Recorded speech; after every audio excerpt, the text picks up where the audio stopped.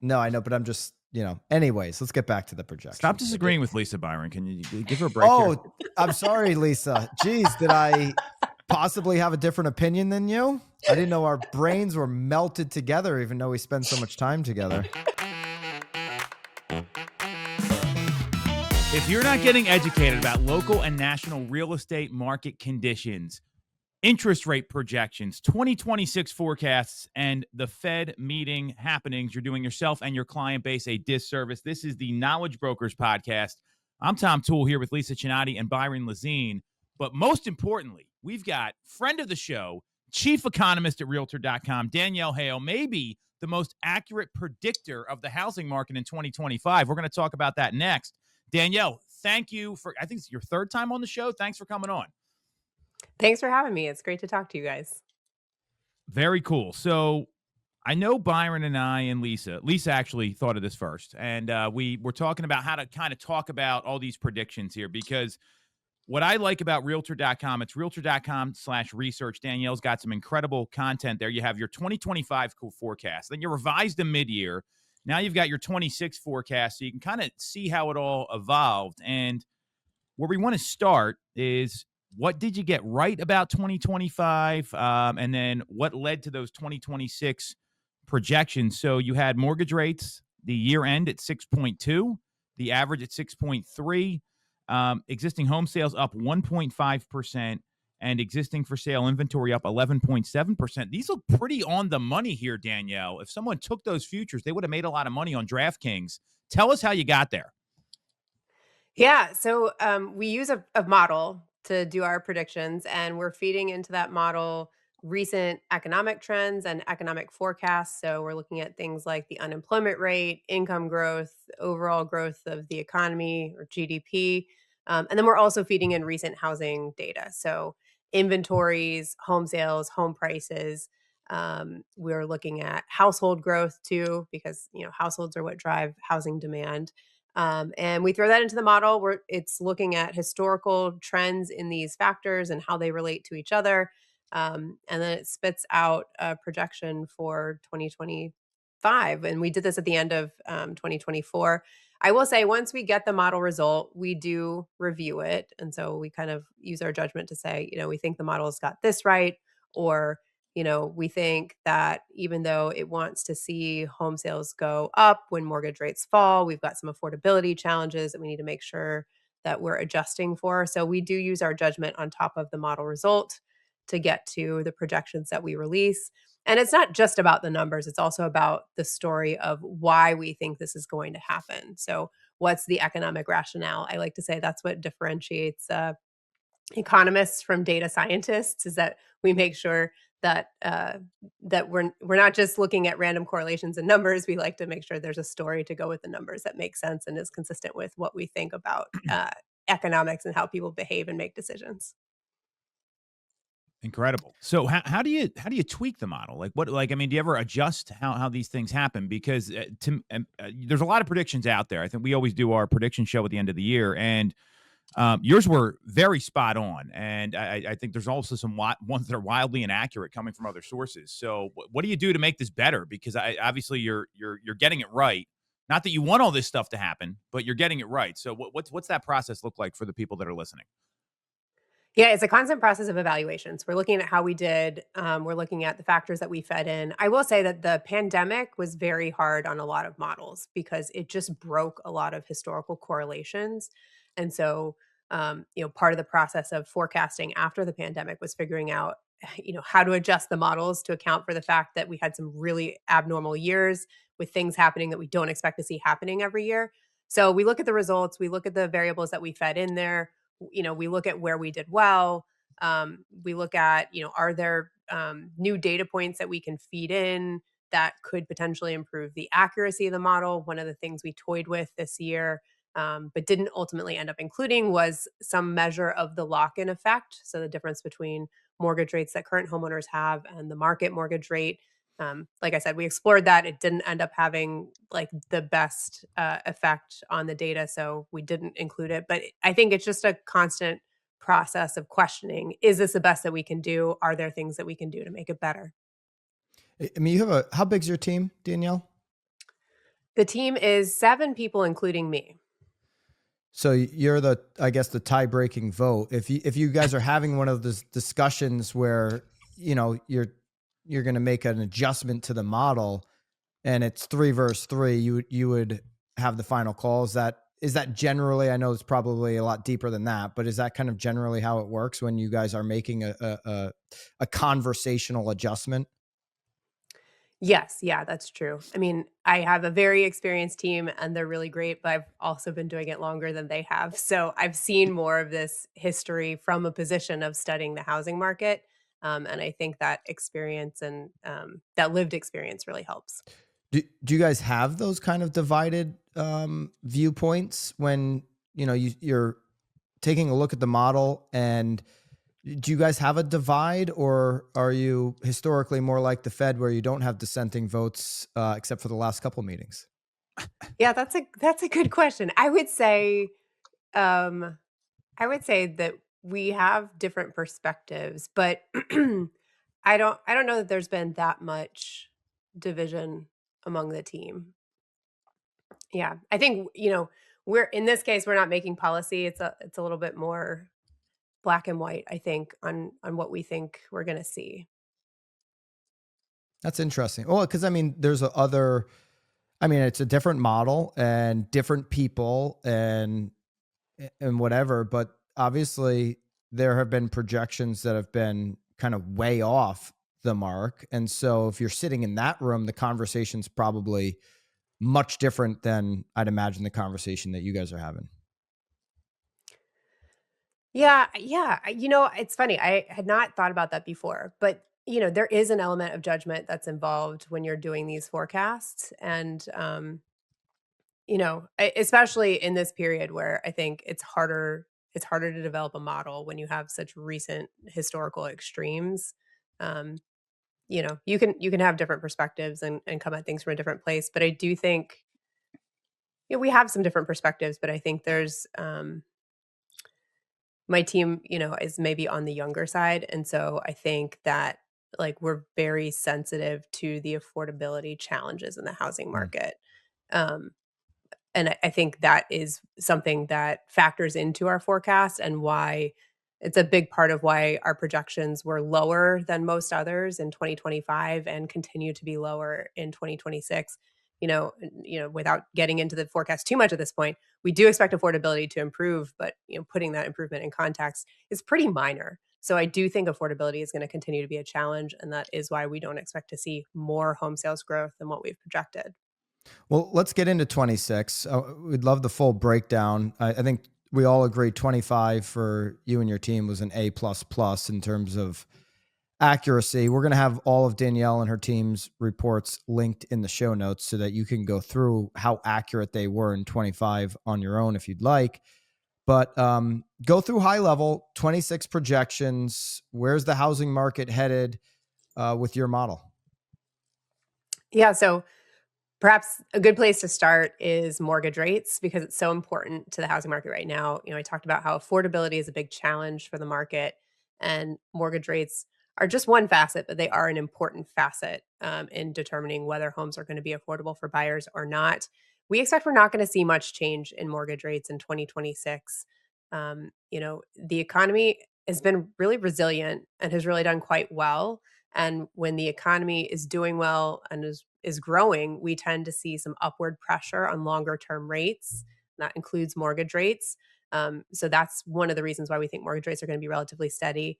On the offside, we do have a Fed that is likely to cut a couple of more times in 2026. I don't think it's going to be right away. I think 1 to 2 more cuts spread out over the course of the year.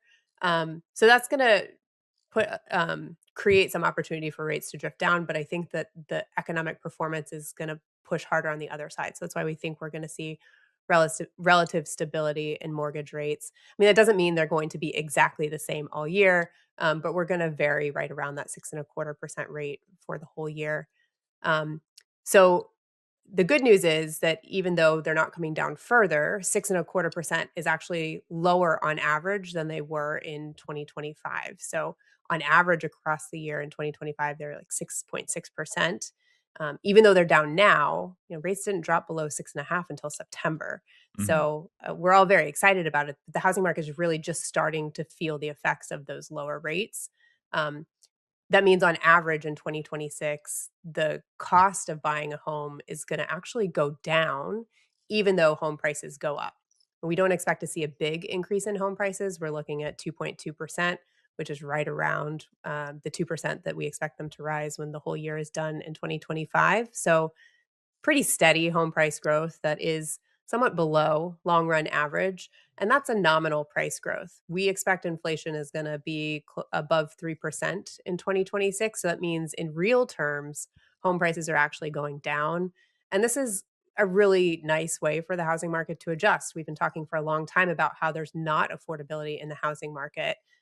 But even though there's not affordability in the housing market, I know a lot of buyers think they want to see home prices come down, but people don't really want to see home prices come down because the market doesn't adjust super well. I know some people do, but um, this is a good way for home prices to adjust. They're not falling in nominal terms, they are falling in real terms. That gives buyer incomes a chance to better catch up. It's a slow adjustment process, but it's one that is less disruptive for a lot of individuals. So, we do expect affordability to improve. It's going to be the first year since 2020 that the monthly cost of financing a home goes down.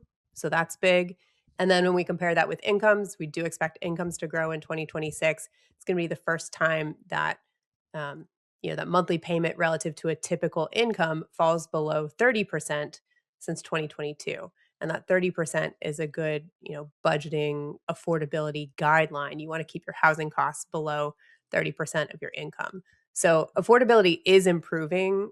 These are baby steps. The payment share of income is going to go down to like 29.3%. So it's not going to be much below that 30% boundary, but it is a step in the right direction.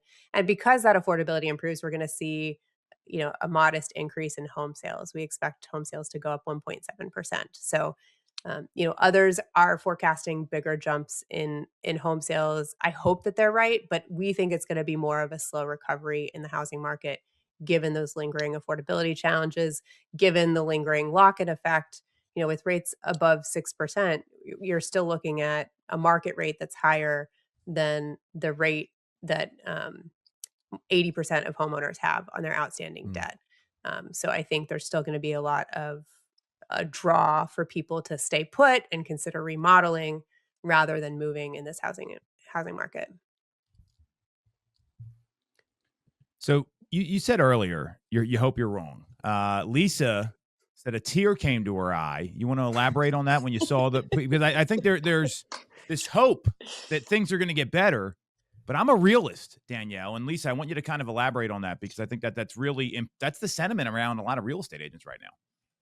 Yeah, well, I think all four of us probably kind of felt the same way, right? Like, I think we've been hoping for like a 5.99 even would Mhm. feel like it would really ease things up. And I think optimistically myself, I've always been like, it's got to come, it's got to come. And to see the numbers and know how accurate you are, Danielle, I cried a little baby tear ran down my cheek because I know that it's likely to be true. And to see it say, I think one of the glimmers to 2025 was we started so high. And so even though it didn't get to 5, there was movement.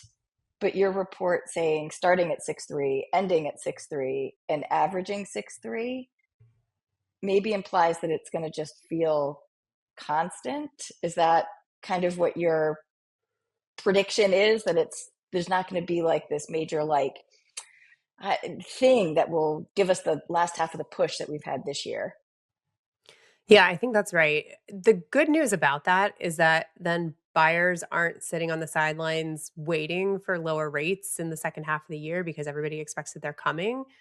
So I think there are some advantages from a market transaction perspective of roughly stable Okay. rates.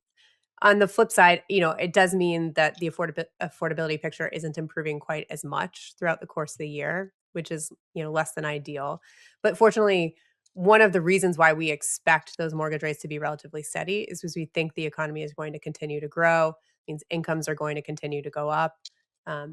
We expect the that we might see the unemployment rate tick up a little bit higher, but ultimately the labor market will still be fairly decent. So those are the things that are helping to keep mortgage rates in that steady range. If we see more economic softening, we could see rates fall further. And if we saw that, we might see somewhat greater pickup in home sales. But I think ultimately a strong economy is good for home buyers and home sellers. And so it's not a bad reason that mortgage rates are staying steady. Danielle, do you guys run a model of how far the economy would have to soften to get to high fives on the 30-year fixed rate? Meaning, does like Realtor.com project out what the scenarios would look like for a 5.9, 5.8% 30-year fixed rate to be the normal? What does the other side of that look like? What would we be dealing with to get there from an economic softening standpoint? Yeah, we do have those scenarios. I'll be honest, I don't remember the outcomes of those scenarios. But yeah, we would be seeing slower economic growth, probably higher unemployment rate, softer income growth. So it is a little bit of a trade-off in how we think about the mortgage rate and the factors that could potentially get us to a mortgage rate that's under 6%, at least in the next year. As we see time move on, I do think over the next couple of years, we could see mortgage rates that end up in the high fives, that start with a five. So without necessarily a lot of softening in the economy, but that's just not what we see in the year ahead. If we want to see mortgage rates get under 6% in 2026, we think it's going to be with softer economic growth, but I don't remember offhand how much softer. Do you think it would be like recession type of an economy for us to get there? Or do you think you could, or do you think there's a scenario that plays out where it's just softer, but not necessarily a recession? Is there any possibility to have a happy medium? Okay, you get high fives, which brings confidence in, but we're not in a collapsing standpoint. Yeah, I think that probably is possible. Like I said, I don't remember. I did not. I should have looked at those scenarios before That's coming okay. to talk to you guys today. So I don't remember the details. For sure, a recession would get you there. The question is, can you be just above a recession?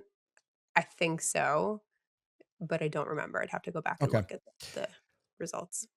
Let's dig into transactions. A lot of agents, team leaders, office managers listening to this pod right now are kind of clinging on to market conditions and how many transactions are going to be available. And so you do have transactions going up, but not really a lot. So walk us through what transactions are going to look and feel like to the real estate professional. So we do expect transactions to go up pretty modestly in 2026. There's going to be some regional variation in where we see home sales growth. So markets are going to be more active from both a sales and price perspective in the Northeast and the Midwest. And I talked about how affordability is going to improve in 2026, but those areas of the country that are still relatively more affordable are going to see stronger activity. So, depending on where you are, you're going to see sales go up more or less than that national 1.7%, which is going to be more meaningful growth than we saw in 2025. So that is going to be good. It's not, you know, 2025, I think it's fair to say, was essentially flat. So if you wanted to see your business grow, you needed to take market share. And fortunately, we don't think that's going to be the case in 2026. We are going to see a little bit more growth on both the home sales and the price side. So there is going to be a greater dollar volume of transactions looking out into the market. When you think about who's going to buy in 2026, I think it is still going to be tilted towards repeat buyers. I think that affordability challenge is still something that first-time buyers are going to struggle with, but it is improving. So you might see more interest from first-time buyers. The buy versus rent equation is still tipped really favorably toward Yeah. renting, but we do expect that gap to narrow a little bit in 2026 because the cost of buying is going to go down.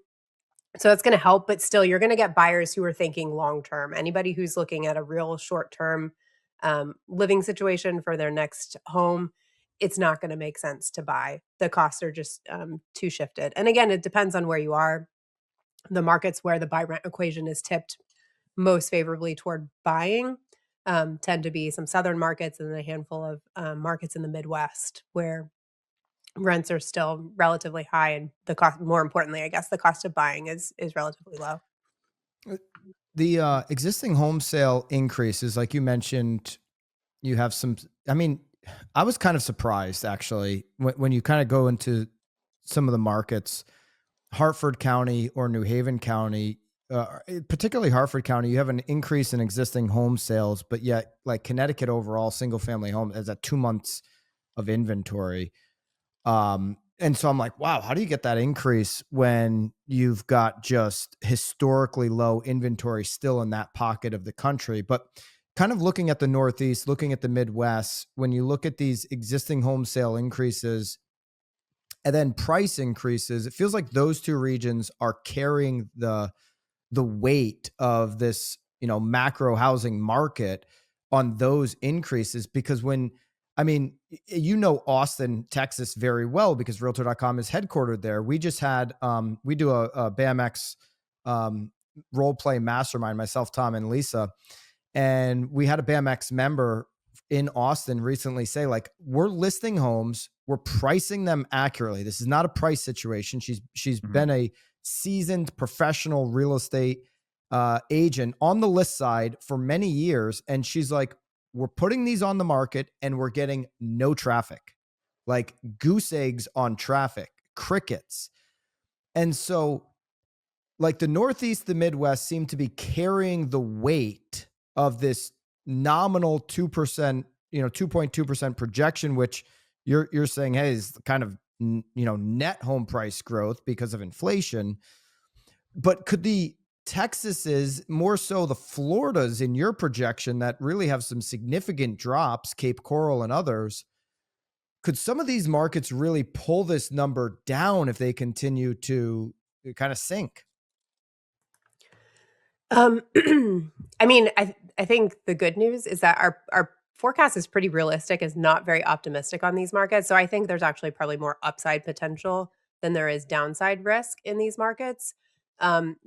One of the reasons that the existing markets in these areas have been a little bit sluggish is that we have a lot of building in those regions. Yeah. And that's ultimately good for buyers. Nationwide, we're really undersupplied from a housing perspective, but less so in the South because builders have been able to build and that creates opportunity for home buyers. It's why we haven't seen quite as much price growth in those regions. And builders, we've as affordability has waned, we've seen buyers grow a little bit more choosy. They have more options because of the inventory recovery and because of construction. And builders are pricing really competitively. And on top of that, they're offering mortgage rate buy downs that mean even if you're buying a new home that's more expensive, it can cost the same as buying an existing home because you get that lower mortgage rate from the Yeah. builder buy down. So I think it's been challenging for the existing home market in the South because of that new construction. But ultimately, that's going to be better for the housing market in the long run in those regions. Part of why we see such competitive conditions in the Northeast and the Midwest is because we haven't had the same degree of inventory improvement. And so prices continue to go up. We do have, I think, quick turnover of homes in those regions, which is why even with low inventory, you can still see sales grow. But it would be better if we had more construction in those markets. The Yeah. price premium on a new home in the Midwest and the Northeast is really significant. They're a lot more expensive than existing homes in those markets. Whereas in the South and Yes. the West, we're able to build new construction that's not priced all that differently from the existing homes on the market. So, the country is really bifurcated, and regional patterns of building play an important role in why we're seeing those divergent trends. What in terms of regulation, what are those markets, the Sun Belt states, the West, doing right that the Northeast and the Midwest are not doing to enable more building? It's a Well, great in some question. cases, they they just have more land. So I don't know if that's necessarily something that they've done, but that is a fact that does make it easier to build there. But also the timelines are usually shorter.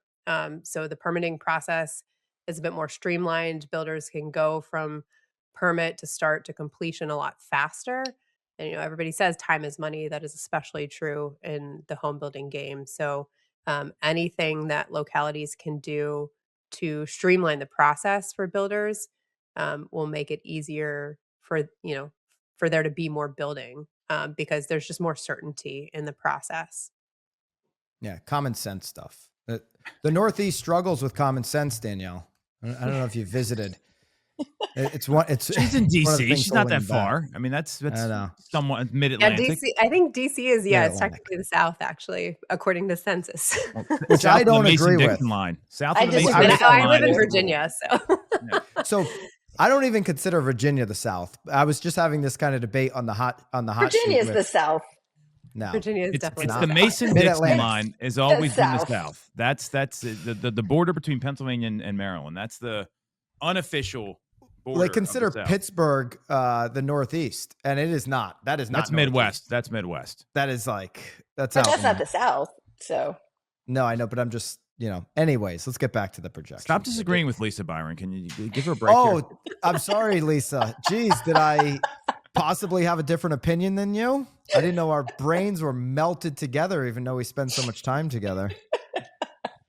Danielle, sorry to go off the rails here when you're here. We're supposed to be professional when Danielle's here. We're very professional. I don't think there's any question about that. Lisa, what do you got for Danielle? I'm curious. I have some other questions here, but what do you have? all right. So my big one is, just what do you feel are the top 2 or 3 things that could really cause your projections to be off? What are the two or 3 things that you're really looking at and saying, gosh, if that comes by the time we get to the mid-year, we're going to readjust? Yeah. I think, anything that's going to affect housing affordability is going to be a big wild card in the forecast. So if mortgage rates don't stay where we expect them to, if we see mortgage rates come down quite a bit faster, I think sales would pick up much more than we expect. So Okay. I would be okay being wrong in that direction. I suppose you could see a scenario where inflation picks up faster and mortgage rates need to be higher. I don't think that's very likely. I think our forecast is on the conservative side when it comes to mortgage rates. So that's one. Another thing that could happen is if we see, and this kind of goes hand in hand with the mortgage rate, but it's a little bit different. If we see more economic softening. So I mentioned our projections are based on a pretty healthy amount of economic growth, especially if that economic softening impacts the labor market. Um, that would tend to dampen consumer confidence. It could cause incomes to grow by less than we expect, or maybe even to decline. And in that case, that would not bode well for the housing market. And then another economic scenario, which is something that I think, in the Fed meeting this week, it sounds like some of the Fed voters are thinking about, is a scenario where the economy continues to grow because we have productivity growth, we have business investment in AI, but we don't have a solid labor market because these AI investments maybe enable companies to downsize, whether it's really AI driven or whether it's just cover. If we have a softening labor market and a growing economy, I think that could pose challenging for the housing market, because then we might see mortgage rates stay where they are because the economy is growing, but you wouldn't have the benefit in the labor market of growing incomes. So that's another thing to watch out for. That's an The interesting Fed's one.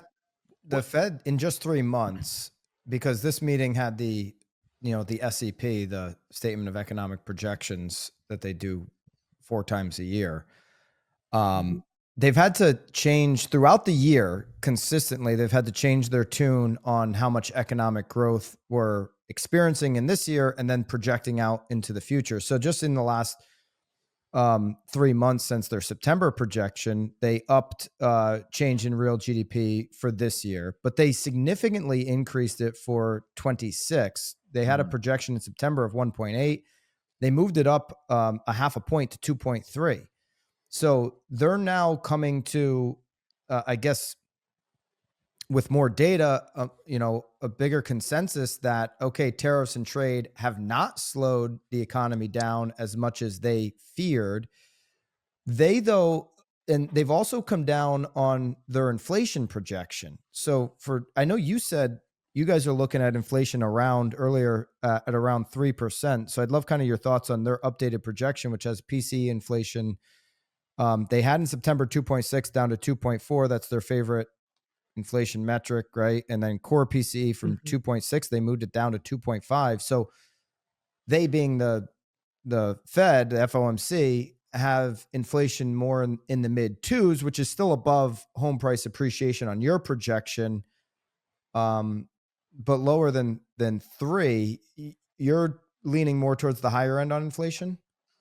Yeah, and I should say part of the gap there is that when I talk about inflation, I'm looking at consumer price inflation, which is different from CPI. the Fed's target, Yep. PCE. Mhm. Housing is a bigger part of CPI. CPI is the consumer price index. It's meant to be the basket of goods that a typical household spends money on. So it's closer to, I would say, like a typical household's inflation rate, like what they personally experience based on what they buy every month. Of course, there is no exactly typical household because the typical household is like, spends 20% of their monthly budget on owning a house and 10% on rent or something like that, right? Because it's a synthetic concept. But we use consumer inflation because that's sort of, it's consumers that are home buyers and sellers. The Fed uses PCE because it is a broader measure. Um, and in the PCE index, housing has a lower weight. Yeah. So I don't remember offhand actually what it is, but I know it has a lower weight in the PCE. So it has tended to come in a little bit below CPI in recent Yeah, I mean, months. CPI is 35, 36% weighted, shelter Mhm. is inside of CPI. So you don't think this is going to be finally the year where this lagging data, I mean, I talk about it on the hot sheet all the time. Realtor.com's got, I think, 28 months of month Mhm. over month lowering rents in the country. And Jerome Powell has talked about a lot, like, hey, it takes 2 years for the shelter data to really catch up into CPI. I mean, wouldn't this then 26 be the year where a lot of this shelter, lagging data has caught up and you see shelter and CPI come down? Do you believe that that's the case? And we're just going to see other goods, consumer goods, go up in 26, keeping inflation at 3? Because based on what everybody's been saying for 2 years, that this is lagging data, you should see shelter move down in CPI in 26. I'm not the economist you are. I might be reading that wrong. But I've been hearing for 2 years, it's going to take 2 years. We're at that time frame now. Yeah, that's true. I don't think we're going to see shelter inflation move down, and that's because when the market rent measures that we're talking about, like that we measure at Realtor.com, are based on vacant properties for rent that someone's advertising by listing on Realtor.com, and the CPI shelter measure includes those and also anything that is rented with a renter that's renewing. And one of the big reasons for the discrepancy is that market rents shot up during the pandemic, and rents for those properties that aren't turning over take a lot longer to catch up. So I think we're going to see that shelter inflation continue to slow down, maybe even steady. I don't think we're going to see it go down. Even though market rate rents have come down, I don't think we're going to see that across the board. If I'm looking for accuracy, should I be looking at what you guys are putting out there for rents in your monthly rental report, or should I be looking at what the Fed or rather what CPI indexes at 25% weighted owner's equivalent rent, which is ultimately a survey? Like, what's a more accurate picture of what's going on with rents? Well, I mean, they're just measuring different things. So it depends on what you're trying to use that rent index for. For If like, you've got right now, where are we at on, rental inflation? And I mean, I want to know what's actually happening now. And owner's equivalent rent to me has always just seemed silly because you're asking non housing educated people their opinions. And I know we do this with confidence scores and all that kind of, and it is a good gauge of how people are feeling, but it's not based in real accurate numbers of what is being, in the market right now, what is being done in the market. Yeah, I think that's fair. I mean, there's also a big difference in the types of housing that tend to be owned versus the types of housing that tend to be rented. And so that can be another driver of the difference in what we see. Yeah. Good point. And there's not really a good way to measure it. The CPI methodology kind of does the best they can with the fact that, you know, there aren't as many single family homes available for rent, particularly in the types of neighborhoods where you tend to have high home ownership rates. So, I think it's a good approximation. I think it's important to kind of look at all of the data because the signals like tell you different things. So market rents, which tend to be dominated by large corporate rentals that tend to be located in urban areas, um, you know, we have seen softening for those types of rents, no doubt about it. That's what we track at Realtor.com. We're pulling in rental data from the MLS too, but it is a lot of those big corporate apartments that factor into our data. And those have softened. We've seen a lot more construction of those units, or more importantly, the construction is at a stage now where those units are coming online and available to rent. So that's why we've seen softness. But even in the rental market, it depends on where you are. We've seen a lot more softness in the South and West because there has been more construction and availability there. The Northeast and the Midwest, continue to see rents go up because we haven't seen quite as much construction there, and demand is still relatively high in those regions. So, um, rents, like everything else when it comes to price, it's affected by supply and demand. And so we do see that playing out at the market level. When you think about the bigger inflation picture and how people's housing costs are changing, I think there are a lot of people who've maybe not moved in the past couple of years that are still seeing their rents kind of catch up to the surge in rents that we saw during the pandemic, and that's why that shelter inflation measure is still going up. Um, but you talked about homeowners. Unfortunately, homeowners are in a pretty good position. Like all of this talk about, housing costs changing, a lot of that is not a direct impact on them. If you've got a fixed rate mortgage, the bulk of your monthly costs are relatively fixed. It's only the insurance and the taxes piece that is changing. Those are, of course, going up, but it's generally a smaller portion of the monthly payment. Is a larger portion of the monthly payment for homeowners who've been there longer, who, especially those who may even have paid off their mortgage. So it really just depends on who you are, how these numbers are going to affect you. Uh, you had mentioned you guys are looking at maybe one or two cuts from the Fed. Obviously, their last meeting was this past week. They'll have 8 meetings, 8 opportunities to make an adjustment to the federal funds rate over 2026, starting with the end of January. Powell's tenure is up in May. It's obvious he's going to be replaced. The SEP is in line with where you're seeing cuts come in. On the median, they're talking about maybe 1 to 2 cuts, just like you're looking at. Do you think that can change by whoever President Trump selects to be the Fed chairman?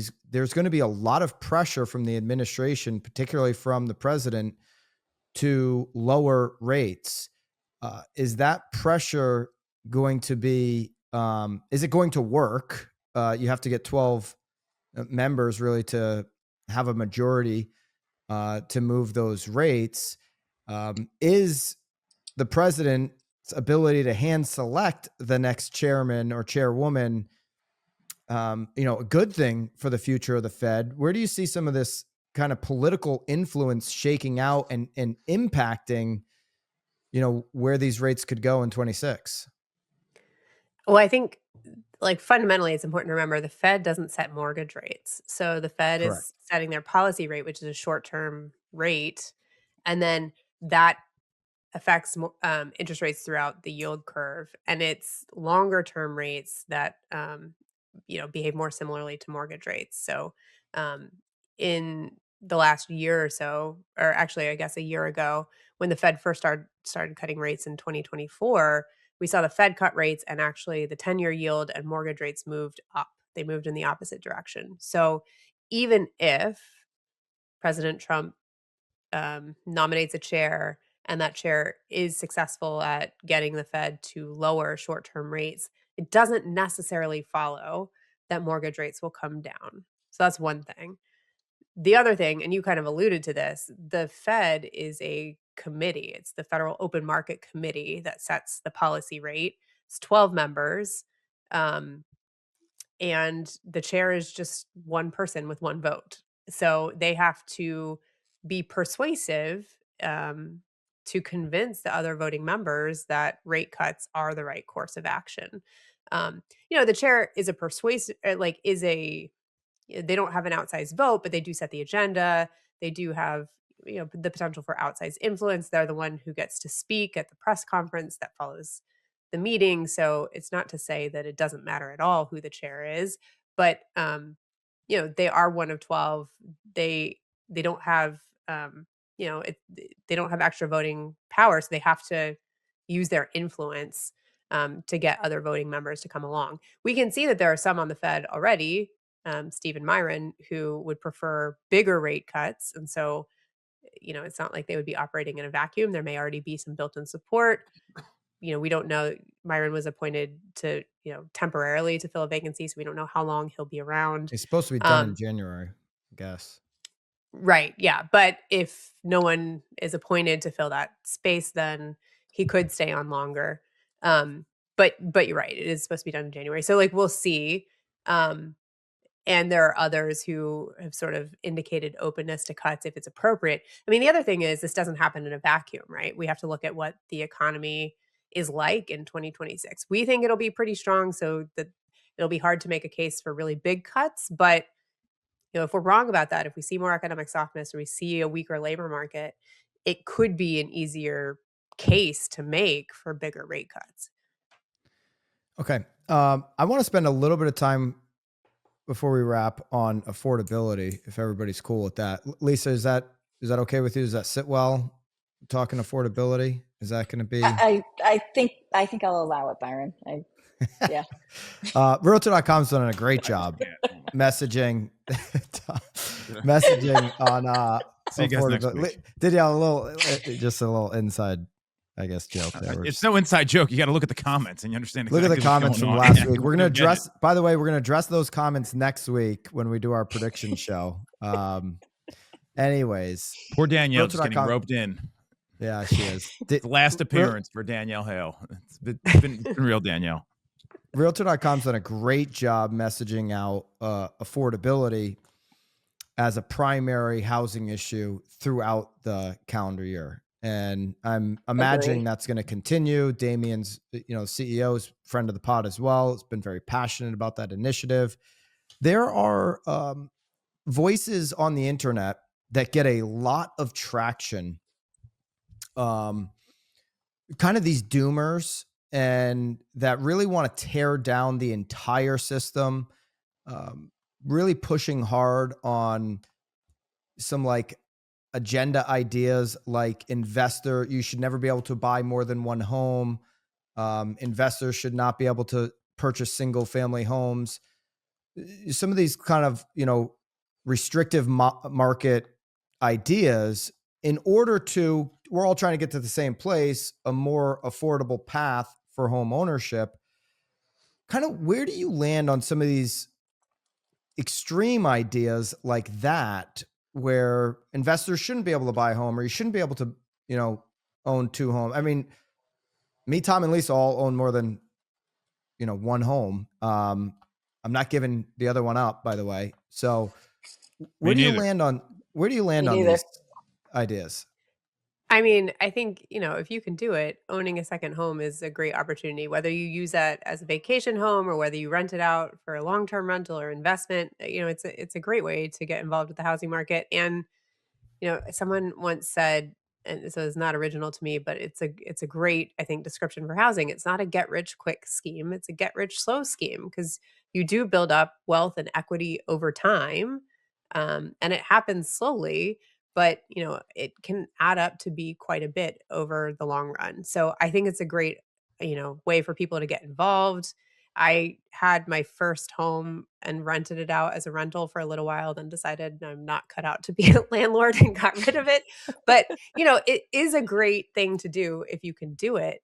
And I think too, that home that I had as my first home, I rented it out to a bunch of young professionals who were at a stage where they weren't ready to buy a home. It didn't make sense for them to buy a home. It's great for them to have a rental option. So I think the markets do well when people have the option to respond to the markets. That's a great thing about markets.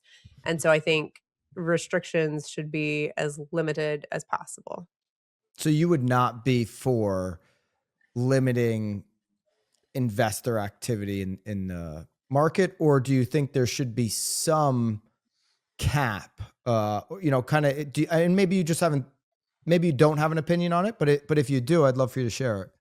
I mean, I've gotten this question before. I think when I was speaking to Maryland a couple years ago, the Maryland legislature was looking at, trying to limit like not so much mom and pop investors, but like these big corporate investors. And I understand the sentiment of like where that's coming from. At the same time, it's really hard to target legislation to limit the types of activity that people think of as bad or maybe even predatory without also inadvertently cutting out lots of really helpful innovations. The fact that you can have like a mom and pop landlord who, might in some ways be more helpful and responsive than your big corporate landlord, right? So I think it's really hard to craft in a way that doesn't have unintended consequences. Doesn't mean, you can't limit anything, right? There are obviously health and safety regulations that are very important, but I think regulations and legislation to limit market activity should be really thoughtfully considered because they often have unintended consequences. Mm-hmm. I mean, your home ownership rate projection is going down 0.3 of a point from your full year expectations this year to 64.8, but that's not really out of line with historical numbers. And I mean, is there something I'm missing with home ownership rate? It's like the theory right now is nobody can, from the doomers, nobody can buy a home, and Gen Z will never be able to ever afford a home. Is part of that true? Or if we kind of look at home ownership rates, we're consistent with where we're historically been, and this stuff's going to kind of work itself out with, over time with wage growth and market conditions. Yeah, I think it can be very easy to look at the market and think that people said a lot of the same things when millennials were young, but actually millennials are finding ways to become homeowners. Low rates during the pandemic helped a lot. But Yeah. even so, Yeah. I think some of it is just making sure that people are at the right stage of life. The typical home buyer, his typical first time buyer has usually been around 30. I know the NAR data showed that they're up to age 40 now. That is abnormal. That does, I think, reflect how challenging it is for younger homeowners or younger households to try to buy a home. We've talked a lot about affordability. That's a challenge. That's one of the reasons why we expect to see that homeownership rate come down a little bit. It's not so much that it's challenging for older folks, but for younger people trying to get into the housing market for the first time, it is challenging. And also, a lot of that generation is really young. When a lot of people were talking about how the millennials would never own homes, millennials were in their 20s. And, Mhm. I'm a very pro homeownership person. It's even you could be really pro homeownership and it still might not make a lot of sense for someone in their 20s to own a home because to own a home, you have to really commit to being in one place for a period of time. And when you're just starting your Mm-hmm. career, it's hard to know exactly where it's going to take you.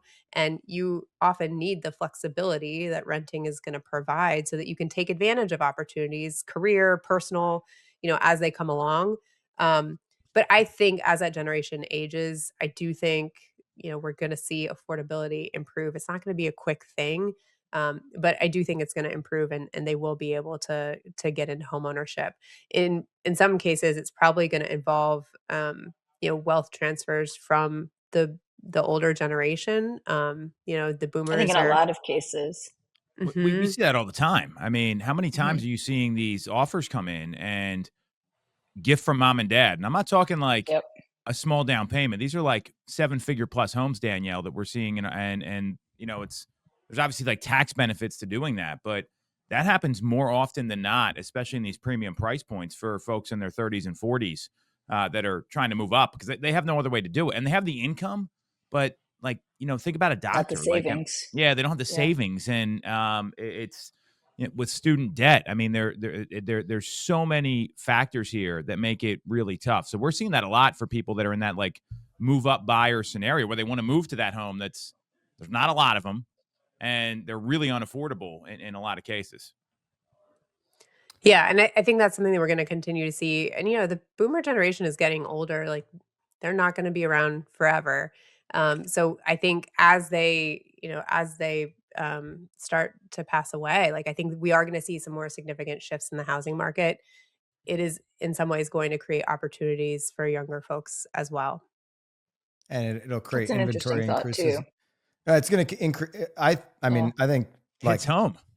in Florida, it's going to create some inventory where there already is high inventory, as you see that play out over the next decade. So, Danielle, what could real estate professionals do to actually enact change on affordability, to help affordability? The doomers on the internet are really good at clickbait and fear and just driving attention for their ego and their social media, but they have no solutions. These doomers can barely get themselves in and out of the rain. These are not smart people. And then you have realtor.com on the other end doing an incredible job bringing awareness, but boots on the ground, real estate professionals, what can we do to help affordability, or are we stuck in a waiting game?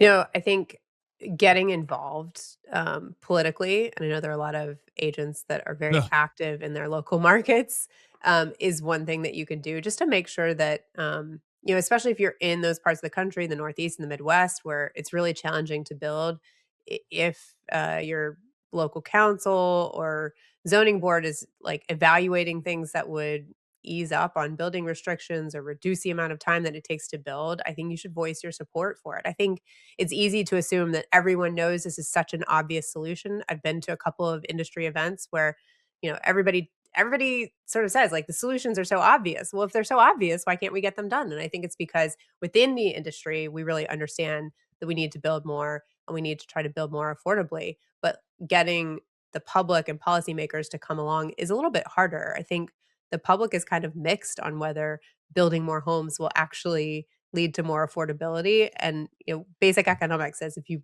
create more supply, it's going to bring the price down. So to the extent that you can message that with local government officials, and then also even with your consumers, making sure that they kind of understand that they have a voice too and they can bring that to bear. I think the more people are talking about it, the more that policymakers will actually reflect what people are talking about. I think it's a great point. And yeah, really outside of you just going and becoming a big developer and figuring out a way to lower costs in your market and actually going out and building homes, it's got to happen from the policy standpoint. And I think that's incredible advice. I've been encouraging kind of this, every agent's kind of reporting on their community, the fun things of what's going on. But, I'd love to see more agents in 2026 reporting what's going on in the zoning board, what's going on at the local level. And, politics is kind of the word, but when you go locally, there's not this partisanship that we see nationally.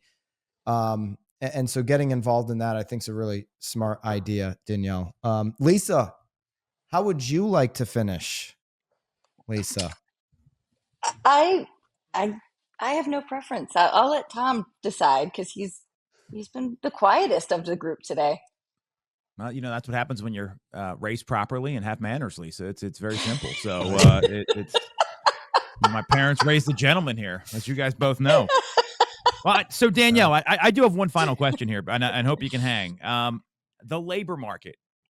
It confuses a lot of people. I mean, you look at the and I know the data has been kind of lagged because of this government shutdown, but if you look at the last report, you saw payrolls increasing by 119,000 in September, and then unemployment edged higher to 4.4%. The labor market is a real key here for affordability in a lot of ways because of interest rates. And then I saw some articles, I forget where it was, where they're these numbers are just drastically inflated half the time. They revise them all the time. I mean, the last 2 years in August at the Jackson Hole Summit for the Fed, their big vacation, they revised them. How do you interpret the labor market? Because there's a lot of mixed signals there. And then plus being like hiring, and I think the three of us can probably talk about this, like people they have like all these side gigs and everything. It's very confusing right now. So I'd love to get your interpretation of it as someone that nails the predictions every single year. Yeah. So the labor market, that jobs report that you're talking about, it's based on two different surveys. One is a survey of households that asks them whether or not they work. So that's where the unemployment rate comes from. And the payroll survey is actually a survey of businesses asking them about workers that are on their payrolls. And there are legitimate reasons why those two surveys can move in different directions. If you have workers who are working, but they're contractors and not on payrolls, for example, you might have different trends in those numbers. The fact that the unemployment rate ticked up indicates, that not every household that is trying to find a job actually had a job. So there are more people without jobs that were looking. And you can still see companies adding payrolls if people are getting multiple jobs, that sort of thing. But the other thing is that payroll sample, it's based on a survey that is revised from time to time. The household survey tends not to be revised just because of the way that data is collected, because there's a sample and then there are annual benchmarkings with basically more information. So they use this sample to estimate the number month to month. And then I can't remember if it's once or twice a year, they update to take in the information from that more complete sample. And actually, Chair Powell talked about this in the press conference after the Fed meeting the other day. It's well known that recently those monthly estimates have been overstating actual actual payroll growth. And so when we get to those revision periods, they tend to be revised down. Um, so it is hard to piece together based on the limited data we have what's going on. That's why, the Fed is kind of looking at both of those pictures. Economists are looking at this, and then there are a couple of other surveys on the labor market, both from the government and the private sector, that kind of give this picture that is really kind of mixed right now. So households seem to be doing okay, but finding it a bit more challenging to find work that they, want to take on. So that's why we see that unemployment rate rising. Companies seem to be adding jobs, but certainly not as often as they did over the past couple years. So job growth is really slowed. After those revisions, some months may show that we actually had job losses. So the labor market is just not as dynamic as it had been. We're not seeing unemployment rise faster. So that's a sign that we're not seeing companies really cut back on too many workers, at least on net, or if they are cutting back on workers, they're hiring new ones to replace them. But we're not seeing the growth that we had before. The reason we haven't seen the unemployment rate take up faster, though, is that labor demand or labor supply has been relatively steady. So we're at this point where the labor market is pretty balanced. It's not getting better, but it's not really getting that much worse.